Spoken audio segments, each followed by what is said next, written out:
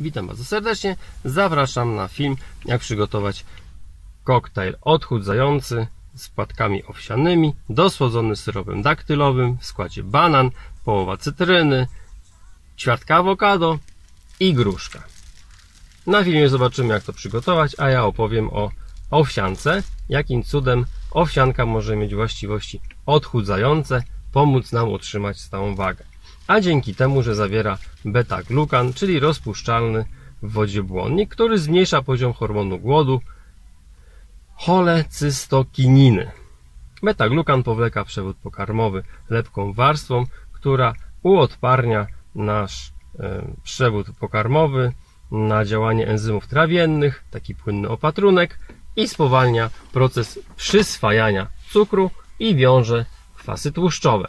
Ma również beta-glukan właściwości probiotyczne, czyli jest pożywką dla dobrych bakterii. A z kolei nierozpuszczalna część błonnika zawartego w owsie poprawia pracę jelit i daje uczucie sytości, w związku z czym płatki owsiane nie błyskawiczne, a takie pełne, całe. Oczywiście jest to też zaletą płatków owsianych, że zmniejszają ryzyko nowotworów jelita grubego.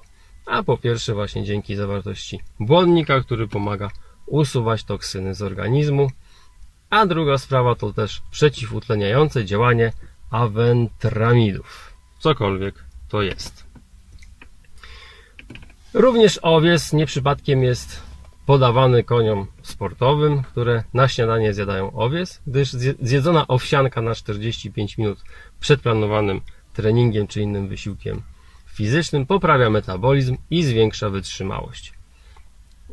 Płatki owsiane są bardzo dobrym źródłem magnezu i nie tylko, ponieważ są jeszcze źródłem witaminy B6, dzięki czemu magnez jest lepiej przyswajalny. W związku z tym nie trzeba się szprycować żadnymi suplementami diety.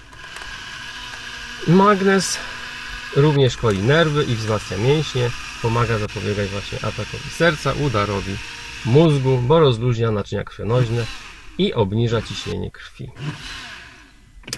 Owsiankę również można, taki koktajl można również sobie zjeść przed zaśnięciem. Pomoże w zaśnięciu, ponieważ płatki owsiane zawierają nie tylko magnez, potas, ale też tryptofan, czyli aminokwas, prekursor serotoniny. Pod wpływem serotoniny w mózgu ona w ciemności przekształca się w melatoninę i reguluje pracę naszego zegara biologicznego.